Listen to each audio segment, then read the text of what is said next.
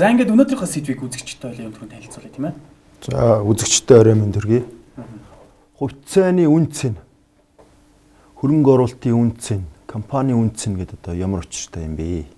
Ер нь хувьцаа гэдэг чи одоо нэг өөрийн үнцэнтэй л байх нь байна л да. Тэгэхээр бид нар хувьцаа авнаа, хөрөнгө оруулна гэдэг чинь тэр үнцнийг л тодорхойлсныхаа дараа л тэрний бодиттой юу боддгүй юу те гэж ижил авч чинь нэг машин авах гэж байгаа бол 10 сая төгрөгийн үнэтэй машин байна гэхэд үзэж хараад за энэ бол үнцэндээ хүрх юм байна гэж авдагтай адилхан. Тэгэхээр энэ үнцнийг л тодруулах хэрэгтэй. Энэ үнцнийг тодруулахын тулд хүмүүс юу мэдчихэвэл зүгээрээ гэдэг. Хүмүүс ерөнхийдөө өөрсдөө мэддэг. Гэтэ би яхаа тодруулаад бас нэг хэдэн мэдээлэлүүдийг өгөөл гэсэн бодолтой. Тэрсэн хувьцааны үнц нь хувьцаагаа хүмүүс одоо ерөнхийдөө ямар үнцэнтэй байдгийг, хувьцаа авсаар ямар үр ашиг хүртгийг тэр талаар нэг мэдээлэл өгөө гэсэн юм бодолтой байна. Өмнө нь бид нар бас нэг мэдээлэл өгтөө энэ хувьцаа худалдаж авахар ямар эрсдэл учрах вэ гэдээ мэдээлэл өгч ирсэн тийм ээ. Тэрнтэйгээ ч бас энэ холбогдохын ер нь бол. За тэгэхээр би самбар дээр бас дахиад нөгөө бичдгээрээ бичээд зурдгаараа зураад л явъя да. Яа тэгээд альтернативын самбар дээр за ерөнхийдөө энэ бол анхны хөрөнгө оруулсан дүнгууд энд магадгүй нэг 20 жилийн өмнөх гээд аваад үтсчих идэх үү. За тэгэхээр энэ анхны хөрөнгө оруулсан дүн маань ерөнхийдөө нэг юм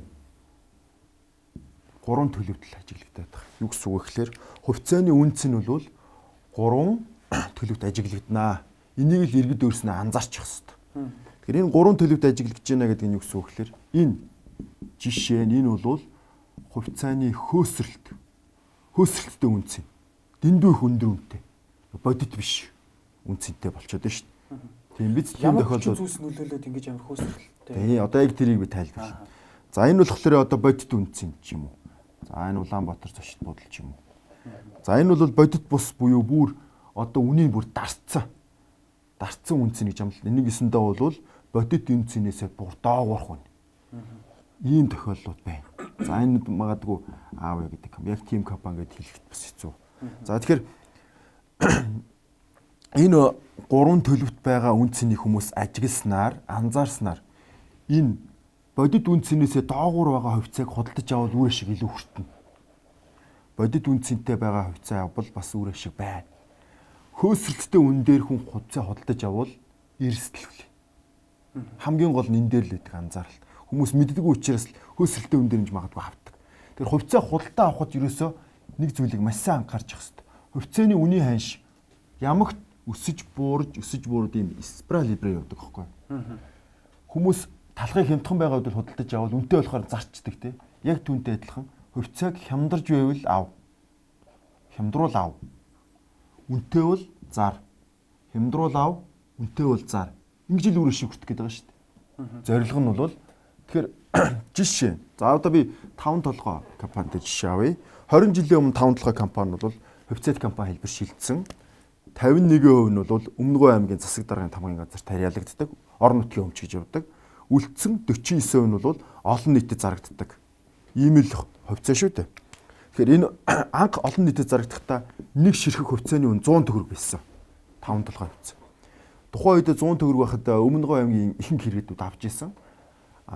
Тэгээд арилжаанд гараад хөрөнгөний зах зээл дээр арилжаанд гарахдаа энэ ханш 20 төгрөг хүртэл унж ирсэн.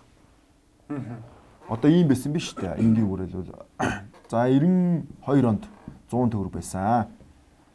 Магадгүй 95 онд ч юм уу 96 онд ч юм уу тий 20 төгрөг болсон, унсан. Ийм процесс ажиглагдав. Буцаад өснө. За буцаад эд болдгийг 100 болдог ч юм уу тий. Тэгэхээр буцаж ундаг ч юм уу. Ийм байдлаар ингэж явж ирсэн.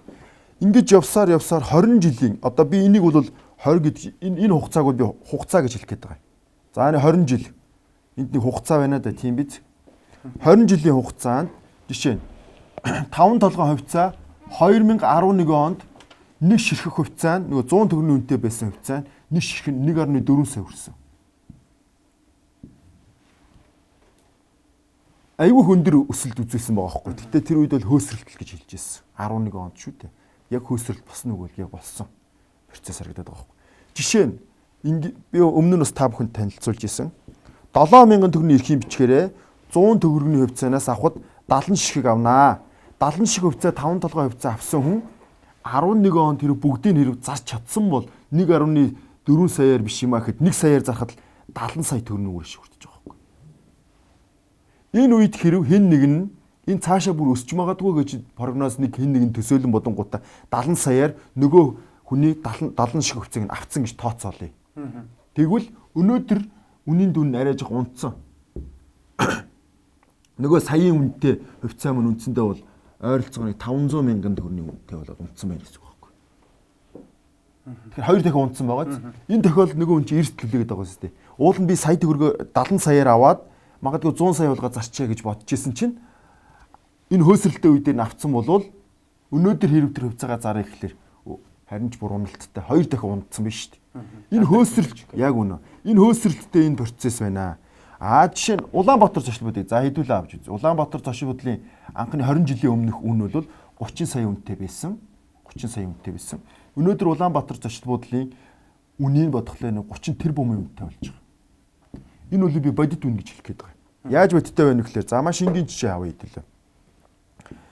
Тухайн үед бас мөн адилхан 7000 төгрөгийн эрхийн бичгээр 100 төгрөгтэй хувьцаанаас Улаанбаатар зочдлуудыг бас 100 байсан л да. Гэхдээ ихэнхдээ үнэ нь өсөж зарагдсан. За 100 төгрөгийн үнэтэй байхад нь хэрэв 70 төгрөгөөр 70 шиг хувьцаа авцсан болвол өнөөдөр 70 шиг хувьцаагаа хэрэв зарвал нэг 92 мянгаас 100 мянган ханшийн хооронд зарагддаг байхгүй.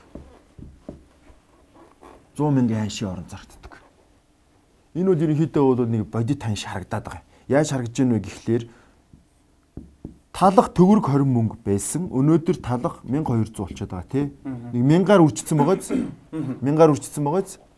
За тэгэхээр энийг хэдүүлээд 7000 төгрөгийн эрхийн бичиг бол 7 мотоцикл байсан гэж би тухайн үед нь хэлж байгаа шүү. 7 мотоцикл байсан.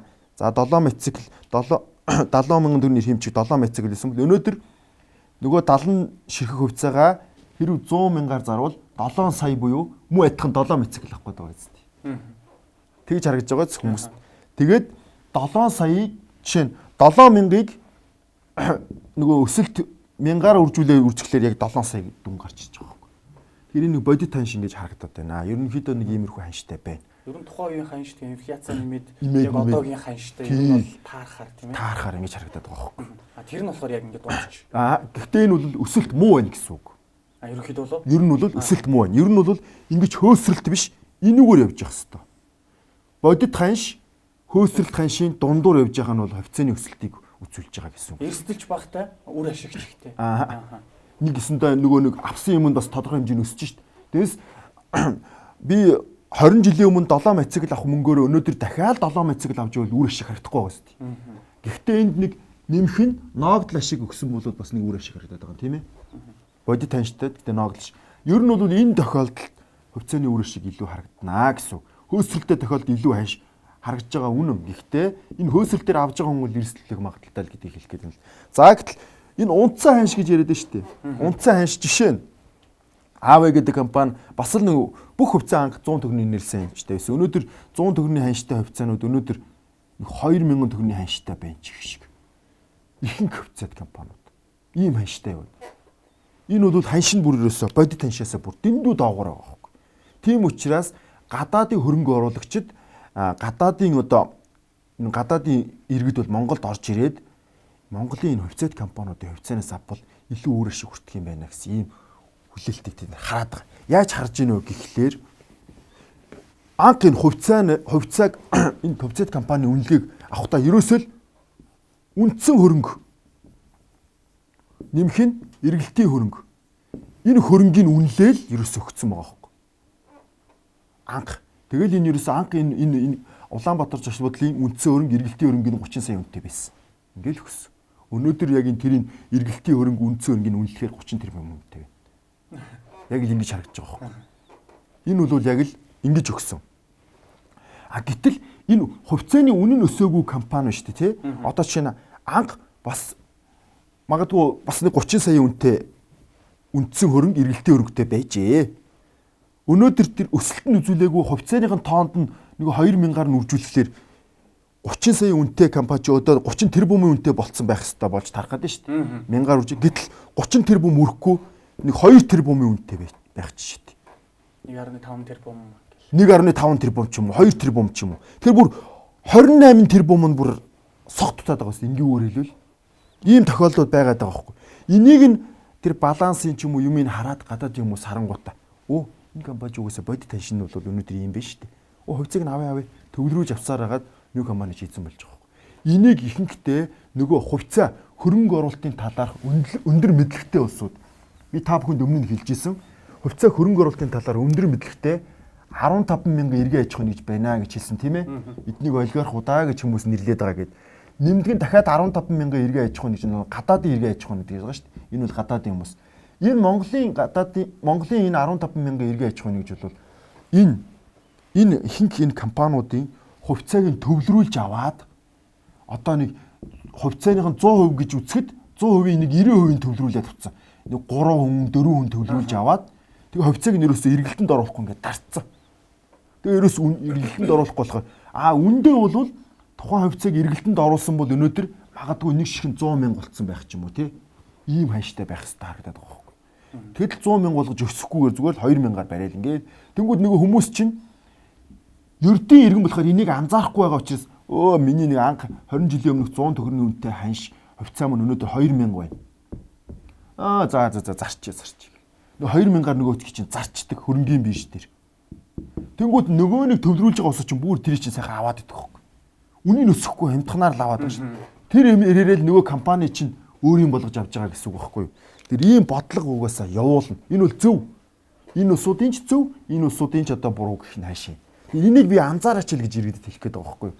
Ийм зүйлийг л анзаарах хэрэгтэй байна. За тэгэхээр энийг анзаарахын тулд хэдүүлээ ямар гаргалгаанууд хийх вэ гэдэг талаар л өнөөдөр би яг мэдээлэх гээд байна л да. За тэгэхээр хувьцааны үнц нь бол ерөөсөө тухайн компани зорилго, ирээдүй, стратегиас хамаардаг. Тэгэхээр энэ юу юм бэ гэхлээр жишээ нь Эрдэнэс тавталгаа дээр хэвдүүлээ дахиад жишээ аваа. Эрдэнэс тавталгаа зорилго юу юм? Экспорт чиглэх зорилготой шүү дээ. Ийм зорилготой. За тэгэхээр ямар нэгэн компани үнц нь бол импортыг орлох, экспорт руу чиглэсэн. Ийм зорилготой бол өсөх ирээдүй байна гэж харж байна. Нэг ирээдүй гэж хэлсэн шүү дээ. Зорилго, ирээдүй, стратеги. Энэ гурав чинь нэгсэндээ нэг төвшөнд харагдаад байна шүү тийм үү? Гэтэл өнгөрсөн манай ерөнхийдөө ихэнх компаниуд импортыг орлох, экспорт руу чиглэсэн гэхээс илүүгээр харин ч бүр импортыг дэмжсэн. Харин ч бүр гаднаас импортыг орлож бид нар юм бүтээе, үйлдвэрлэе гэх биш. Харин ч бүр өөрснийхөө үйлдвэрийг нураагаад гадаадын импортыг оруулж ирэх бодлого. Энийг бол ганцхан 8 гэж хэлж байгаа байхгүй. Ганцхан 8 гэж хэлдэг шүү дээ. Нөгөө хаав байсан ирээнээс бараа авчираад энд зараад дундаас нь мөнгө олоод байгаа шүү дээ. Энэ процесс бол манайх ингэж л явуулж ирсэн. Энэ процесс буруу байна гэдгийг одоо ч хүмүүс хэлээд байгаа. Манайх ерөөсөө нэг 80% импортоос хамаарат байна шүү дээ. Ингэж хэлээд байгаа байхгүй. Тэгэхээр энэ бол ирээдүйд бол энэ бол явцгүй болчихж байгаа байхгүй. Энэ бол явцгүй 8 болж байна гэсэн үг шүү дээ. Явцгүй бизнес болж байгаа байхгүй. Тэгэхээр харин яах ёстой? Харин тэр импортыг орлого бүтээгдэхүүний энд хийя. Тэр хятадаас орж ирдэг оймсоо энд хийя. Бүр тэр битэл оймсоо дараа нь экспортод гаргая. Хятад руу гаргая. Нөгөө нь тэмээний ноосоо оймсч гэдэг юм. Арай чанартай бол. Яг үнэ. Эн чинь нөгөө нэг жинхэнэ компани чинь үр өгөөж буюу цаашаад хувьцааны үр өгөөж компани үн өснө гэдэг чинь хувьцааны үн өснө гэсэн үг байхгүй. Энэ бол яг компани бас энэ бол нэгсэндээ нэмэх хасгаас яг энэ зүйл хамаарна.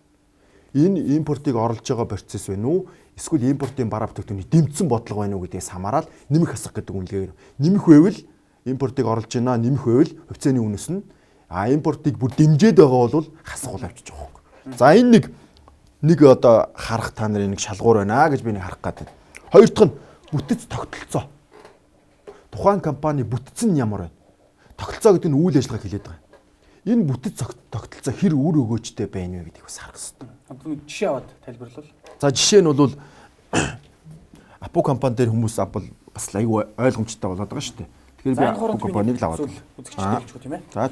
За үзэгчдээс мань ингээд асуулт нэг ийм маягаар ингээд цаасан дээр бичигдээд ингээд дэвтэрд бичигдээд ингээд ийм маягаар ингээд та бүхний асуулт орж ирж байгаа. Тэгээд одоо жишээ нь 89 97 гэдэг дугаартай Intel хэрэглэгч маань манай телевизийн үзэгч маань гэдэг асуултыг оруулж ирсэн байна. За энэ мэтлэнгээр та бүхний асуултуудыг ингээд цаасан дээр бичээд бичгийг бүрт оруулж ирж байгаа. Тэгээд үзэгч та бүхэн хувьцаа болоод хөрөнгөний зах зээл, цаасны зах зээлийн тухай ямар л одоо мэдгэдэгээргүй асуулт байна. тэр болгоныг бас шууд нэвтрүүлгээр асуух боломжтой. Та бүхний асуулт ингээд саний үзүүлсэн чинь цаасан дээр бичигдээд студид шууд орж ирээд за тэгээд манай Алтан шаанаас мэрэгжлийн хүн та бүхний асуултанд дэлгэрэнгүй хариулт өгч байгаа. Манай утасны дугаар 72 7060 гэдгийг үзэгч та бүхэндээ сануулъя хийе. За ингээд Алтан шааны микрофон ашиглаж байна. За тэгэхээр Апу компани хүн болгон мэдж байгаа. Апу компани зөвхөн л нэг архипиа ундаа үйлдвэрлээд байвал тогтолцоо бас тийм сайн биш вэ гэж харагдаж байгаа. Тэнгүүд Апу компани энэ тогтолцоогоо шийдвэрлэхэд яаж юм? Тодорхой логистикийн сүлтчээ хүртэл сая ашиглалтанд орууллаа шүү дээ. Телевизээр гараад байгаа шүү дээ. Нэг айгүй том эсклад ашиглалтанд орууллаа. Тэгээд ерөнхийдөө их хэмжээгээр үйлдвэрлээд хадгалах боломжтой боллоо. Хүмүүс их хэмжээр авъя гэхэд гаргаж өгөх бүрэн боломжтой болчлоо гэдэг. Энэ бол бүтэц тогтолцоо болж байгаа байхгүй. Ийм онцгой бүтэц тогтолцоог бий болгох ёстой. Тэгснээр тухайн компани илүү үр ашигтай болж байгаа байхгүй юу? Жишээ зөвхөн л манайх архипиа ундаа үйлдвэрлэнэ гэж суугаад байвал өөр хүн хурж ирж авах нь шүү дээ хөвцөө гэж чинь тийм ээ. Энэ авах процесс чинь нөгөө компани ашиг тодорхой хэмжээг нөлөөлж байгаа. Хүн ирж авахгүй бол тэгэл байхгүй болчихж байгаа. Тэнгүүд яаж ийн Апу трейдинг гэдэг бас нэг охин компани бий болгонгуудаа тэрүүгээрээ тодорхой хэмжээний борлуулалт хийдэг. Ч юм уу. Энэ нь бас нэмэх хасах гэдэг үзүүлэлтээр бас явагдаж байгаа юм. Тэнгүүд нөгөө компани чинь борлуул сайжирж ийн гэсэн үг шүү дээ. Өөрийн борлуулах сувгтай болж гинэ гэдэг нь борлуул сайжирж ийн гэсэн үг байхгүй. Энэ бол бүтэц тогтолцоонд бас хамаараад явчихж байгаа байхгүй. Иймэрхүү жишээнүүд байна. За, гурав дахь нь болохоор тухайн компани мэрэгжилтөө. Ямар мэрэгжилтэн байна вэ гэдгийг боловсруучна. Боловсруучин. Одоо энэ мэрэгжилтэн нь ажилчид удирдлага, одоо гүйцэтгэх удирдлага нь байна уу, санхүүгийн удирдлагууд нь байна уу, тийм ээ? Төлөөдөө удирдах зөвлөл нь ямар мэрэгжлийн хүмүүс, ямар чадвартай, ямар ухаалаг хүмүүсүүд байна уу? Ур чадвар нь юу вэ? Энийг бүгдээрээ айгу. Компани засаглал нь ямар вэ? Засаглал гэдэг бол айгу чухал зүйл. Би өмнө нь нэг ярьжсэн та бүхэнд. Дараа энийг бүр нэлээд тодорхой ярья. Ашиг сонирхлын зөрчил. За жишээ нь би одоо дахиад нэг өөр зүйлийг бас өөр компанид жишээ авъя. Улсын их дэлгүүрийг бас Apple их сонирхолтой. Улсын их дэлгүүр айгүйх ашиг сонирхлын зөрчилтэй юм компани харагддаг. Яаж вэ гэхлээр улсын их дэлгүүрийн өмнө 33 сая хувьцаатай шиг санагдаж байна. 33 сая хувьцааны 12 сая хувьцааг нэг 47 мянган хувьцаа эзэмшдэг. Тэгэхээр энэ хувьцаа л байгаа байхгүй 47 мянган энэ дотор л байна шүү дээ. Энэ болохоор нэг 4 хүн эзэмшиж байгаа үлдсэний. Тэгэхээр чи ихэнх нь энэ 4 хүн эзэмшээд шүү дээ. Энэ 4 хүн шийдвэр гаргаад өнөөдөр улсын их дэлгүүр айгүй гоё харахад бол айгүй гоё гэдэг боловч улсын их дэлгүүр өөрөө болохоор ямар ч ашиггүй. Тийм учраас улсын их дэлгүүрийн хувьцааны үн өнөөдөр инээдтэй тоотой байдсан шүү дээ. 550 төгрөгөөр зарагдав нэг шиг хувьцаа. Анхны нэрлсэн үн нь 100 төгрөг байсан. Яг нөгөө хоёлын өмнө яасан дээр өсөлтийн. Гэхдээ зарагдахтаа бол нэг 50 төгрөг орчмоор зарагдаж ирсэн. Бүр үн хямдраа зарагдаж ирсэн гэсэн үг шүү дээ. Ийм үнэтэй байсан, ийм үн дээр зарагдаж ирсэн. Одоо ийм болоод 550 болсон. Уул нь бол энийг бүр өндөр өсөлт үзүүлсэн байх хэрэгтэй харагдаад байгаа шүү дээ. Уул нь бол 100 төгрөг чи ядаж нэг хэд вэ 100 мянга биш юм ахад ядаж 50 мянга болсон байх хэрэгтэй юм шиг харагддгийг. Гэтэл энэ дээр нэг ашиг сонирхлын зөрчил буюу компани засаглал буруу байгаас энэ компани хувьцаа өсөхгүй байна. Ноогдол шихгүй байхгүй. Яаж ийм гэхэлэр хүмүүс өөрснөө хэлж ийн л да энэ хувьцаа эзэмшиж байна. Улсын дэлгүүрээс ерөөсөө номин гэдэг нэг том группд л ерөөсөө түрээслүүлчихдэг. Энэ 4 хувьцаа эзэмшигч дөрүүлээ номингийн хүмүүс байдаг. Энд дээр нэг том ашиг сонирхлын зөрчил байгаад байгаа байхгүй. Компанид хуулиар энэ ашиг сонирхлын зөрчилтэй байна гэж үзэж байгаа. Ерөөсөө улсын дэлгүүрийг энэ номинд түрээслүүлчихдэг. Зах зээлийн өнөөдөр 1 м квадратыг түрээслүүлдэг зах зээлийн үн улсын дэлгүүрд одоо хэд байдаг юм? Магадгүй 6000 төгрөгөөр түрээслүүлдэг байхад улсын дэлгүүрийг номинд түрээслүүлэхдээ за би ямар үнээр түрээслэх юм би мэдэхгүй. За магадгүй 100000-аар түрээслүүлчихдэг ч юм уу. Ийм байдал үүсэж байгаа байхгүй. Тэгэхээр нөгөө нэг улсын дэлгүүр ямар ч ашиггүй номин харин 100% улсын дэлгүүрийг түрээслэнгүүд цааш нь ердөө иргэн 600-аар түрээслүүлчихдэг байхгүй. Энэ процесс маань нөгөө компани нөгөө хувьцааны үнэлгээнд нөлөөлөд байгаа. Өнөөдөр хувьцаа нөсөхгүй байна гэдэг. Ноогдлош авч чадахгүй байна гэдэг асуудал үүсэж байгаа. Энийг бас иргэд би анзаараач. Нөгөө компани засаглал, ашиг сонирхлын зөрчил. Нөгөө нэг улсын дэлгүүрийн ажилчид мэрэгжилтэн гүйцэтгэх удирдлага нь өнөөдөр бас ямар чадвартай байна вэ? Чадвартайгаа мэддэг боловч эдгээр чадварыг буруу ашигласан байж болно. Тийм байгааз? Ийм тохиолдолд бас үнийн асуудал гарч ирээд байгаа. Нөгөө хувьцааны үн. Тэгвэл 47 мянган хувьцаа эзэмшиж хувьцааны өсөлт өнөөдөр инээдтэй тоонд харагдаад байгаа юм. Тийм учраас хүмүүс улсын дэлгүүр ашиггүй гэж. Гэтэл өнөөдөр хинч улсын дэлгүүр рүү яваад ороход ашиггүй харагдах уу? Ердөө иргэн та улсын дэлгүүрт яваад ордоо өнөөдөр бүх талбайг ашиглаж байгааг хүн болгон мэдж байгаа шүү дээ, тийм. Ямар мундаг ашигтай ажиллаж байгаа нь угаасаа тодорхой харагдаж байгаа байхгүй. Тэр ийм зүйлээс бас хамаарч шүү гэдэг би хүмүүс бас анзаарч хэлэх гээд байна. За дараах нь арга барил технологи. Технологи гэхлээр хүмүүс одоо ямар технологи байна вэ? Ямар аргачлалаар явж гинэ гэдгийг бас анзаарах хэрэгтэй. Өнөөдөр жишээ нь Апу компани ISO 10000 2000 ч шиг нэг юм тодорхой нэг стандартууд өрөөд шүү дээ. Одоо сүү компаниг ISO-гийн стандарт ч гэдэг ийм стандарт, ийм технологи гэдэг. Магадгүй Хятадын технологи, эсвэл Италийн технологи, Германы технологи, Японы технологи гэж ярил тэр хэрээрээ нөө компани үнэлэх ёстой гэсэн. Хувьцаанаас өсөөл яваа. Яг үнэ. Иннээс бас их хамаарч. Тэр технологиг бас анзаарах хэрэгтэй болж байна. Тэр хүмүүс нөгөө тэр компани юу хийдгийг, ямар технологи өрдгийг, ямар аргачлалаар ажилладгийг бас харах хэрэгтэй гэж хэлэх гэдэг шүү дээ. Тийм байгааз. Тэгэхээр энэнээс бас хамаарч байна. Тэгэхгүй муу технологи бариад байвал нөгөө компани чинь бүтээгдэхүүн иргэнд очихлээрээ хортоо үйл ажиллагаа харагдаад байвал нөгөө компани ч хувьцаа нунаад байгаа байхгүй. Харин технологи нь сайн, нөгөө иргэнд очихлээрээ харин үр ашиг сайтай, хоргүй байна гэх юм бол хувьцаа нь өсөд байна л гэсэн. Хууль эрх зүйн таатай орчин. Нөгөө хувьцааны үн цэнд бас нөлөөл. Хууль эрх зүйн таатай орчин, хууль эрх зүйгөө мөрдөж ажиллаж гинөө нөгөө компани, мөн хууль эрх зүйг зөрчиж ажиллаж гинөө гэдгээс хамаарат нөгөө бас хувьцааны үнэлгээ бас өснө буур. Тийм байгааз хууль эрх зүйн таатай орчин. За жишээ нь та нэг тамхины бизнес эрхэлдэг, тамхины компанитай байж итл хууль эрх зүйгээр тамхины бизнесийг ерөөсөө Монголд ерөөсөө боли хориглоё гэдэг шийдвэр гаргахад тусаа үйсэ таны бизнес. Тэгвэл таны хувьцаач ерөөсөө газарт ороод алгаж шүү дээ. Үнэгүй болчих واخ. Үнэгүүд нь эхлэх. Тэгэхээр л хууль эрх зүй гэдэг чинь төрөөс холбогдож гин үү? Улс төрөөс холбогдож гин үү? Ямар нэгэн байдлаар хууль эрх зүй орчин. Энэ улс төржүүлж ярих биш шүү дээ. Ер нь бол иргэдэд хэрэгтэй юм хийж гин үү, хэрэггүй юм хийж гин үү гэдгээс хамаарал хууль эрх зүй орчинд. За энэ бол дэмжиж авах хэрэгтэй бизнес байна. А энэ бол дэмжихгүй бол болохгүй. Одоо хориглох бизнес байна ч гэдэг юм. Энээс хамаарал нөгөө хувьцааны үнцийг бас хамаарч. Одоо барилгын бизнесийг дэмжиж байна гэдэг чинь барилгын компаниудад айгүй гой тийм нааштай үр дүн үзүүлэх гэдэг шүү дээ. Шинжлэлийн засгийн газар бол тэгэхээр илүү таатай. Дөнгүүд одоо энэ барилгын компаниудын хувьцаач өсөж байгаа хөөхгүй. Энэ бол тэгээд тэр одоо байгаа хууль эрх зүйн орчин бас зөрчиж ажиллаад байгаа компани маш их бий. Энэ компаниудын бас хувьцаа өнөөдөр хөрөнгөний бишээ зарахгүй бүр шууд хаалтанд орчиж байгаа хөөхгүй. Жишээ нь өнөөдрийн байдал анх 475 ийм хувьцаат компани, улсын үйлдвэрийн газрын хувьцаат компани болгоо хөвчсөн. Өнөөдөр 200 ажиллаад 200-аас 40 ноглоо ашиг өгдөг. 40-оос 20 топ 20 гэдээ би өмнө нь яг мэдээлж байсан. Энэ үлдсэн 275 аж ахуй нэгж хууль эрх зүйн орчин дээр ажиллаж чадахгүй байна. Хууль эрх зүйн орчингоор ямар нэгэн байдлаар энэ асуудалд орчоод хувьцаа эзэмшлийн хурлаа хуралдуулдаггүй. Тайлан балаасаа цаг тухайд нь гаргадаггүй. Өөр ямар асуудлууд байна. Тэ? Эхлэн бодохын татварын хууль мөлөөр хүртэл зөрчсөн байгаа шүү дээ. Тийм учраас энэ компаниуд өнөөдөр байгаа боловч хөрөнгийн бирж дээр хувьцаанд зарагдахгүй хөрөнгийн биржээс хууль эрх зүйн орчин зөрчсөн учраас шууд хувьцааг нь арилжахын зогсоочдөг байхгүй. Энэ компаниудын хувьцааг нь арилжахын зогсоонгууд л энэ компанийн хувьцаа чинь үнэгүй болоод нөгөө нэг хувьцаа эзэмшигч нарын өөрснийх нь эрхийн зөрчигтэй явчихж шүү. Тэгэхээр тэнгууд ийм процессд орсон хувьцаа эзэмшигчд байна шүү дээ. Миний нөгөө хөрөнгийн эзэмшдэг байсан, хувьцааг нь эзэмшдэг байсан компани яагаад хөрөнгийн бирж дээр хувьцаа маань зарагдахгүй байна вэ?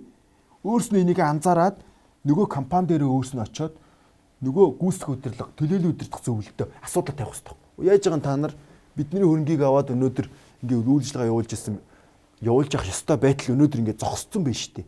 Юунаас болов? Яаж ч танаас болов? Хинээс болов? Хууль эрх зүйн зөрчсөн үү гэдэг асуудлыг тавих хэрэгтэй. Энэ 275 аж ахуй нэгж өнөөдөр одоо байгаа боловч орсроггүй харагдахгүй л ч удаа шүү дээ. Энд чинь нөгөө хувьцаа эзэмшдэг хэрэг зөрчигдээд байгаа байхгүй. Үндэ бол байгаа даанч хууль эрх зүйн орчин зөрчиж дээ. За иймэрхүү зүйлээс бас хамаарч. Татварын орчин. Бид сая ярьлаа л татварын орчин өнөөдөр 68% гинти ашигын татвар ногдуулаад эхэлсэн шүү дээ. Нөгөө нэг алтны. Тэнгүүд алтны компаниуд яасан? Алтны компаниуд бүгдөө 68% гинти ашигын татвар тавьсан шүү дээ, тий. Тэнгүүд алтны компаниуд алтаа Монгол банкны тушаага болио л явчихж байгаа. Тэнгүүд алтны компаниудын хувьцаа унана гэсэн үг. Алтны компаниуд тийм их өндөр татвар төлөхгүй ажиллахаа болиё гэж зүгээр сууя гэдэг ч юм уу. Эсвэл ажиллаа ч гэсэн алтыг хууль бусаар худалдаад орлого нь компанидаа яг орж ирэхгүй. Нөгөө нэг хуулиар явах юм бол чинь компанидаа орлого нь ороод 68% татвар авах гээд шүү дээ. Тэгэхээр чи нөгөө орлого нь баланст орж ирэх болчих жоох. Тэгэхээр л асуудалд орчих. Нөгөө хувьцааны чинь үнэ борчих. Тэгээ энэ татварын орчин хүртэл айгүй нөлөөлж байгаа. Энэ байдал ч гэсэн одоо энэ оюутлогоод шалбагдана. Ерөөс ямар ч жижигхэн компаниуд, ямар ч том компанид холбогдноо татварын орчин. За тэгэхээр бас зах зээлийн орчин гэж хэлмээр байна. Бас байна. Олон улсын болон дотоодын зах зээл. Олон улсын зах зээл дээр гарнаа. Жишээ нь Эрдэнэс таван толгой компани маань олон улсын зах зээл дээр нүүрсээ зарах гээд байгаа шүү дээ. Энэ бол олон улсын зах зээл дээр жишээ нь хэрэглэгчдийн өрсөлдөө хэр байна вэ гэдгээс бас их хамаарч байна. Хэрэглэгчдийн өрсөлдөө. Хэрэглэгчдийн өрсөлдөө гэдэг нь юу гэсэн үг гэхээр бид нар энэ бүтээгдэхүүнийг ганцхан хэрэглэгчд нийлүүлээд ямар ч өрсөлдөөнгүй хэрэглэгч ямар ч өрсөлдөөн байхгүй ганцхан хэрэглэгч нийлүүлээд байвал өсөхгүй байгаа гэсэн. Нөгөө бүтээгдэхүүн чинь үнэсэхгүй байгаа байхгүй. Уламж бүр унаал. Харин нийлүүлэгч нарын өрсөлдөө өнөөдөр манад эзэндээ байгддаг. Нэг хэрэглэгч олон нийлүүлэгч байгаад байна. Хоорондоо өрсөлдөө дотроо. Монгол дотроо өрсөлдөд идэг. Өө нэг ганцхан авж байгаа нөхөрч юм болохоор үнийг бүр улам буулгаад. Чи юмтгаа өгөл чамаас аван, чи юмтгаа өгөл чамаас аван. Хин хэрэглэгчийн өрсөлдөөнийг бий болохын тулд Монгол Улсын засгийн газар бас юм хийгээд байгаа шүү дээ.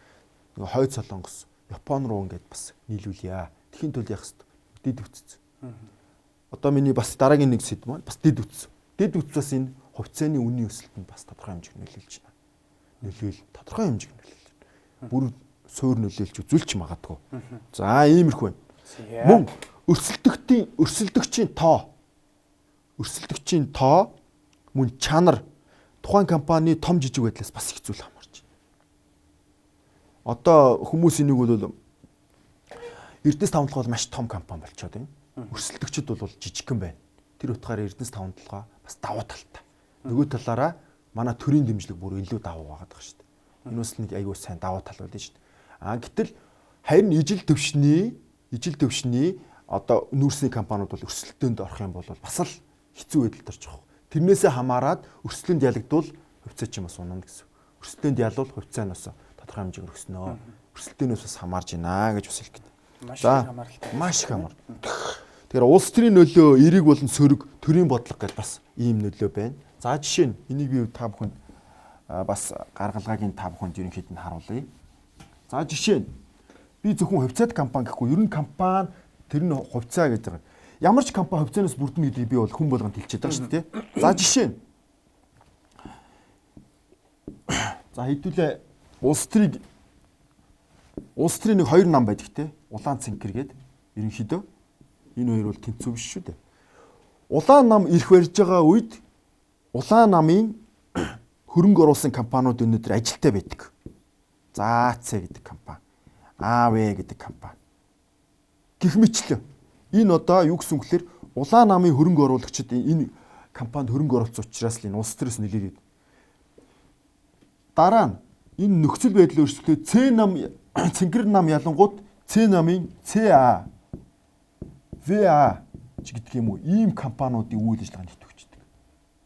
Энээс улс төрийн нөлөөллөөс хамаарат энэ компаниудын бас хувьцааны үнцийг 4 жилээр хүртэл савлж байгаа байхгүй. Ийм процессыг харагдаад байна.